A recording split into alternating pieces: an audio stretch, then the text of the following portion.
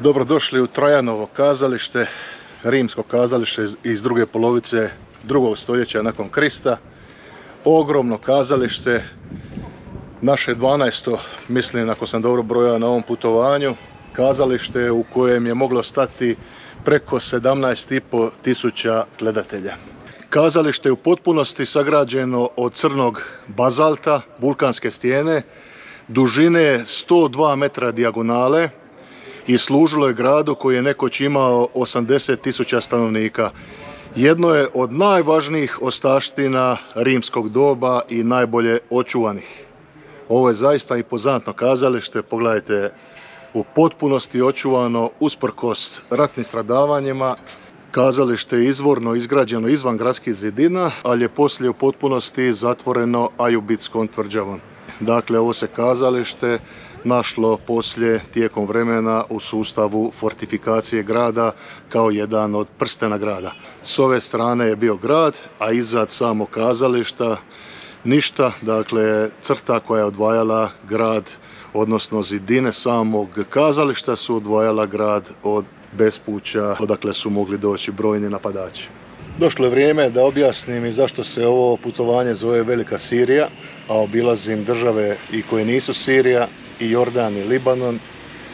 Mnogi ljudi su mi i prigovorili, pa dobro, trebao si nazvati putovanje Levant ili po imenima država. Oni koji manje prate ili slabije prate moj kanal i moj rad minulih 10 godina znaju da ja svako svoje putovanje nazivam određenim specifičnim imenom. Meksiko je u zemlji Azteka i Maja, Mijamar je kraljevstvo pagoda, tako dalje i tako bliže, a ovdje sam gledao kako ujediniti te tri države, što im je zajedničko. Ako kažem Levant, onda se vraćamo na jedan povijesni termin. Nikakve nema veze to što ga je ISIL koristio, ni negativna konotacija te priče. Levant zapravo dolazi od francuske riječi soleil levante, odnosno mjesto odakle izlazi sunce, odnosno perspektiva zapadnjaka u ondašnje doba prema istoku, što bi značilo sve što je istočno od tadašnjeg kršćanskog zapada. S povijesne arheološke strane, oni danas stručnjaci koriste taj izraz kad žele definirati određeno povijesno razdoblje i epohu. Sami Levant znači istočno Sredozemlje, zapravo gledajući geografski, ali tu spada i Turska, i Irak, i Sirija, i Iran, i Izrael, i Palestina, i Libanon, dakle puno više država nego što sam ih ja obuhvatio ovim putovanjem. Kada bi suzio naziv na južni Levant, tu bi opet u toj priči bili Palestina i Izrael, tako da opet imamo par država viška. Najbliže toj cijeloj priči je zapravo bila Velika Sirija, koja je uistinu postojala od muslimanskih osvajanja u 6. stoljeću pa sve do kraja Prvog svjetskog rata, konkretnije 1920. godine. Ona se protezala od planine Taurus na sjeveru, Sinaja na jugu, te od Sredozemlja na zapadu i pustinja na istoku. I da konstatiramo na kraju, Velika Sirija povijesno zaista postoji od 6. 7. stoljeća nakon Krista u više manje neizmijenjenim granicama sve do 1920. godine, kada zapadne sile, pobjednice u Prvom svjetskom ratu, komadaju, cjepkaju tu Veliku Siriju na 4 države, a to su Jordan, Libanon, današnja Sirija plus Palestina. Jedino Palestina nije dio ovog mog putovanja, no složit ćemo se da je ime Velika Sirija ipak možda najpreciznije obuhvatilo ovo moje putovanje. I to bi vam bilo objašnjenje imena zašto sam nazvao Velikom Sirijom putovanje Jordan, Libanon, Sirija. Iz nikakvih političkih razloga, iz nikakvih korektnih razloga da izbjegne Levant, nego čisto da obuhvatim najpreciznije i najbolje. Sada smo u debelom backstage-u ispod bine. Ovdje su se pripremali glumci, ovdje su se dovodili glazbenici, ovdje je nekoć bila prostorija koja je vrvila umjetnicima, tu su se šminkali, radili pripreme, a vani ih je čekalo pa i do 17-18 tisuća gledatelja.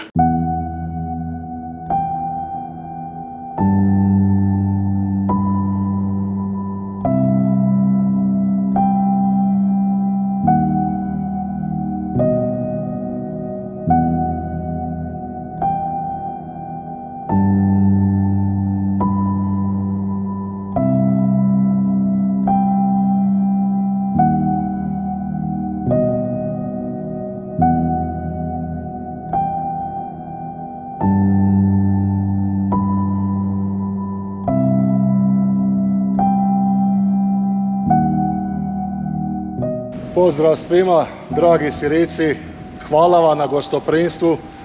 Bilo mi je lijepo u vašoj zemlji i nadam se i molim se za mir i da više nikad se ne dogodi ono što se dogodilo u zadnjem desetljeću. Hvala vam na svemu i nadam se da se vidimo još jednom, inšala. Sada sam iznad backstage-a. Ovo je onaj otvor koji je osvjetljavao backstage difuznim svjetlom. Naravno imali su oni svoje baklje.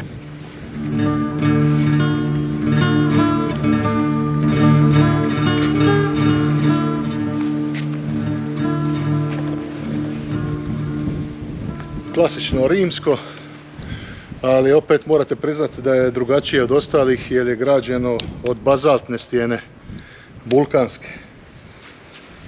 To je ona posebnost uz očuvanost samog teatra. S ove strane se nalazi kazalište i ono je bilo zapravo i obrambena zidina grada Bosre. Grada koji je nekoć imao 80.000 stanovnika, 80.000 duša. Danas nema, možda 5, 6, 10, ovisi. Ratna situacija bila, mijenjala se struktura. Nekoć je bilo 50, sad kažu 10 najviše. Ni Bosra nažalost nije ostala pošteđena rata. Vidite ratnih gelera. Srećom, eto, kazalište je stvarno u reprezentativnom stanju. Bosra se prvi put spominje u zapisima egipatskog faraona Tutmosisa III. U 14. stoljeću prije Krista. U 4. stoljeću prije Krista ga osvaja Aleksandar Veliki, da bi ga nakon toga osvajale razne muslimanske dinastije. Iskoristivši slabost Seleukida, u 1. stoljeću Bosru zauzimaju Nabatejci, eto poveznice s Jordanom. Za našu priču je važno napomenuti da nije samo Petra tijekom Nabatejskog kraljevstva bila glavni grad Nabatejaca, nego i Bosra. No onda dolaze Rimljani 106. godine i vladaju i Bosrom i Petrom i cijelim poznatim svijetom tadašnjim, tako da Bosra postaje dijelom provincije Rimske Arabije.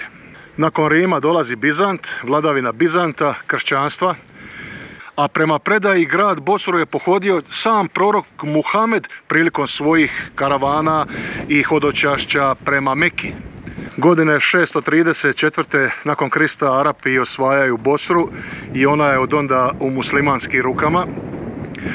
U 12. stoljeću dva put križari pokušavaju osvojiti Bosru, no bezuspješno.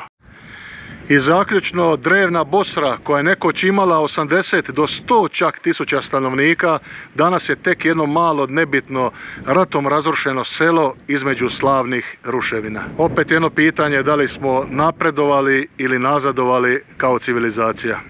Džamija Al-Omarije je sagrađena 636. godine i smatra se za jednu od najstarijih džamija na svijetu. Nekoć je bila u savršenom stanju, no tijekom ratova je poprilično razrušena.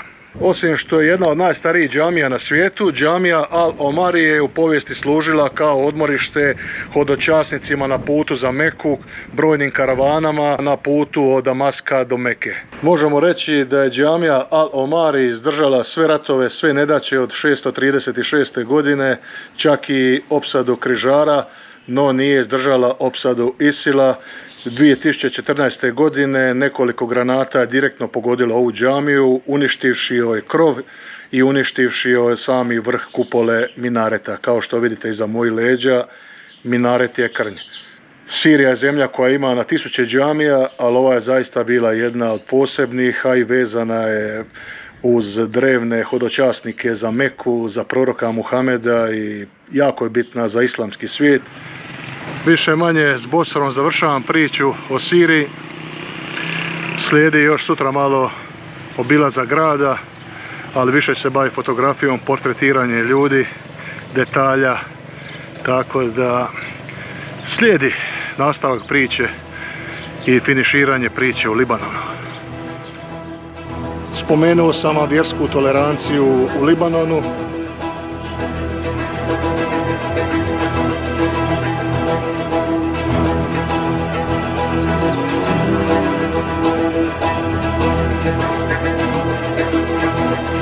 Ljudi moji, sve ovo što ste vidjeli, ovo je sve napravio sam, svojim rukama.